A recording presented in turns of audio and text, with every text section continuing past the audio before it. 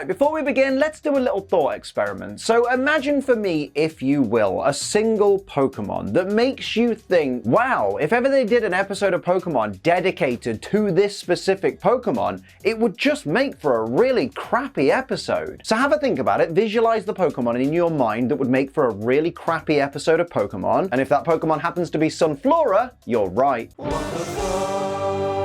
Our episode begins with Ash and friends in need of water and asking a girl who's fixing a nearby leaky pipe if they can have a drink from it. Does anyone else think taking a drink from a random leaky pipe is just a bit on the grim side? Regardless though, the girl does say they can drink from it. But mate, imagine if she was just pranking them and this was actually the output pipe from the shitter. Direct quote from Misty after Brock starts simping for the girl. She's not gonna give you water if she thinks you're all wet. I don't think you fully understand, Misty. He's clearly hoping she'll be all wet. Brock barges his way into tightening the pipe's connector so that the girl, Sunrisa, doesn't have to. Another way of saying this is Brock thinks assuming a job this woman does every day is too difficult for her is a great way to get into her good books. Brock is a moron and a bit of a chauvinist as well. Pass it on. Direct quote from all of Sunrisa's Sunflora. Sunflora, Flora. Sunflora, Flora. This is immediately followed by this question from Brock. Are those Sunflora? Wow, nothing gets past you, does it, Brock? Whatever gave it away. So this town has a festival every year to determine who has the best Sunflora, with one resident going as far as to hire a comedian to make his Sunflora smile more. And it was at this moment that I realized this is gonna be a garbage filler episode. And not just any garbage filler episode, but a real bottom of the barrel garbage filler episode. Like, you know Pokemon are scraping the bottom of the storyline barrel when they bust out the old, oh look, everyone in this town wants to have the best insert Pokemon, and every year we have a festival to see whose is the best bollocks. Pokemon. Mate, get better writers. I really don't know how to feel about this. This trainer apparently takes her Sunflora to the tanning salon every single day. Now, while I'm sure that's the case, I can't help but feel this particular Sunflora is really a product of its time. Yikes. Ash says this Sunflora dragging a tire around looks tiring. I hate that made me laugh. I tell you what, Brock pulling stupid faces at one of Sunrisa's Sunflora to try and make it smile really reminds me that I'm a 33-year-old man and I'm watching a cartoon that is aimed at 7-year-olds. Better crack open the G Fuel early, this is gonna be a long watch. According to Sunrisa, Sunflora go to sleep as soon as the sun sets. God, imagine if that was the case in-game. Like you get to 8 PM and all of a sudden your Sunflora's just useless. Although having said that, Sunflora is usually pretty useless. It's weird to me that Brock's guidebook has information about Bloomingvale, the town they're currently in, but doesn't tell him if it has a Pokemon Center or not. You'd think that in this world, the Pokemon Center would be one of the most important locations in any given town. But apparently it's just up to them to find it themselves. Now I'd really appreciate it if you could find your way to the like button and give it a little tap, and also share this video on social media and leave a lovely comment down below to help it in the algorithm. And if you can't think of a lovely comment, leave something generic like Sunflora? More like Sun Utterly Butterly. Or just comment the name of the secret Pokemon I've hidden somewhere in the video. And if you're new here, thank you for joining us. Hit the subscribe button and turn on all notifications so you never miss an episode of Pokemon WTF Moments or Siri Battles or anything on my channel. And of course, thank you as always for getting us to 1.76 million subscribers. I know it doesn't look like that right now, but if you subscribe today, maybe YouTube will add that extra 0. And of course, don't forget to check out my live streams over on Twitch, otherwise you'll miss out on stuff like this. Go on, Sabin. He's gonna do it. He did it. Hey, we suplexed the train. Let's fucking go.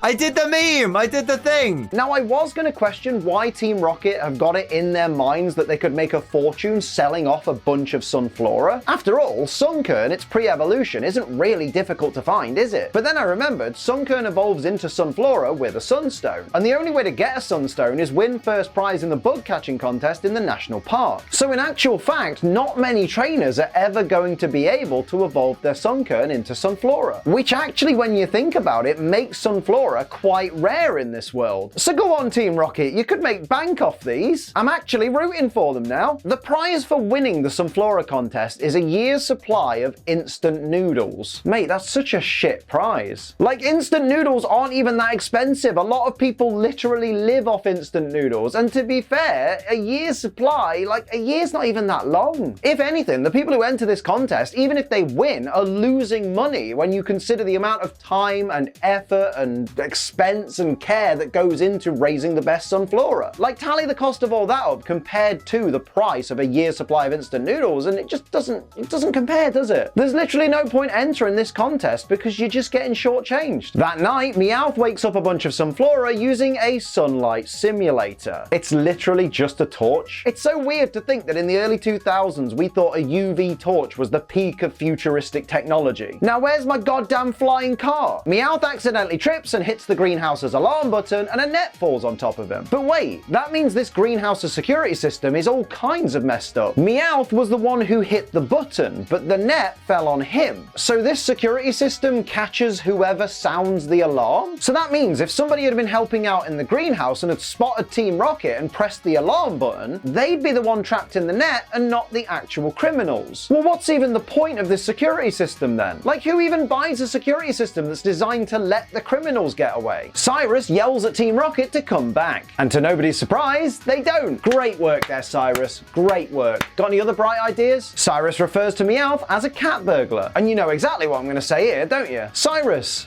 this is the Pokemon world. What's a cat? I know they have an ulterior motive here, but Ash and friends straight up lie to Cyrus here to get Meowth off the hook. Lying to innocent people to help criminals go free? That's not very protagonistic. Oh look, it's the Snubble we met about 10 episodes ago. Not gonna lie, I forgot this fucker existed. During the Who's That Pokemon segment, Ho-Oh has no cry. Weird, I don't remember Ho-Oh being a silent Pokemon. I mean, I get that maybe they wanted to keep its cry a secret until it made its actual proper anime debut. Obviously ignoring its appearance at the start of season 1. But let's face it, its cry's not even that cool anyway, so what's the big deal? And if you want a big deal, use code ACE for 30% off G Fuel today and tomorrow. That's right, code ACE is boosted right now, so rather than the usual 10% discount you always get with code ACE, this time it's boosted to give you 30% off your G Fuel order. And today I'm drinking the wonderful Rainbow Sherbet. It's such a straightforward, simple flavor, and it tastes so bloody good at the same time. I don't know many people that don't like the Rainbow Sherbet flavor of G Fuel. Is absolutely fantastic, and it's even better when you get 30% off.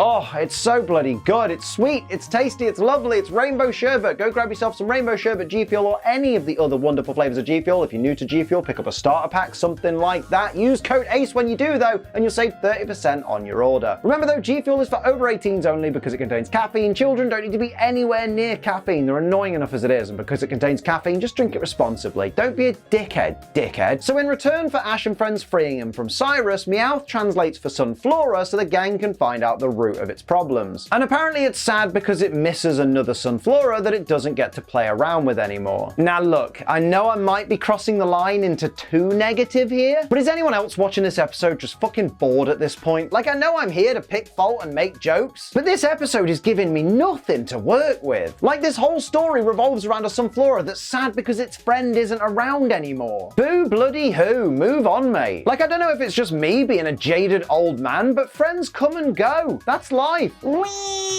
actually, Liam, I think you'll find this episode would be even more boring if the Sunflora had simply gotten over missing its friend. Yeah, but counterpoint, and I can't stress this enough, they could have just tried to write an interesting episode. So it turns out that Sunny's friend is one of Cyrus's Sunflora, and they all head over to Cyrus's house to see it, but then find out that Cyrus has traded it to Nurse Joy. And he did so literally the day before. Slow down there, anime plot convenience. And more importantly, what Pokemon did he get in return? I'm pretty sure they never tell us. Mate, I want to know. That's interesting. Although no, in this stupid town and this stupid episode, he probably traded his stupid Sunflora for another stupid Sunflora. Direct quote from Nurse Joy to Sunrisa. Feel free to bring your Sunflora over as often as you'd like. Well, I should bloody hope she can do that since you work in a Joffin Pokemon Center. Someone really ought to tell Meowth. Taping your eyes to change their shape is really frowned upon in the cosplay community. Now, while Cyrus having a Sunflora that's easily about 7 feet tall would be a WTF moment in itself, given that the average Sunflora is about 2'7", which is about 0.8 meters tall. Brock outright accusing Cyrus of using steroids on his Sunflora just comes out of nowhere. Brock, mate, you can't just yell stuff like that in a place like this. What if Cyrus ends up getting kicked out of the competition and you end up being wrong? Use your noodle. The judges all think Meowth in a Sunflora costume is a new species of Sunflora, even though Sunflora is the species. So surely if it were a new species, it wouldn't be able to enter a Sunflora-only competition. Direct quote from this judge after Snubbull bites Meowth's tail and Meowth bursts out of his Sunflora costume. That is not a Sunflora. And I think I speak for everyone when I say,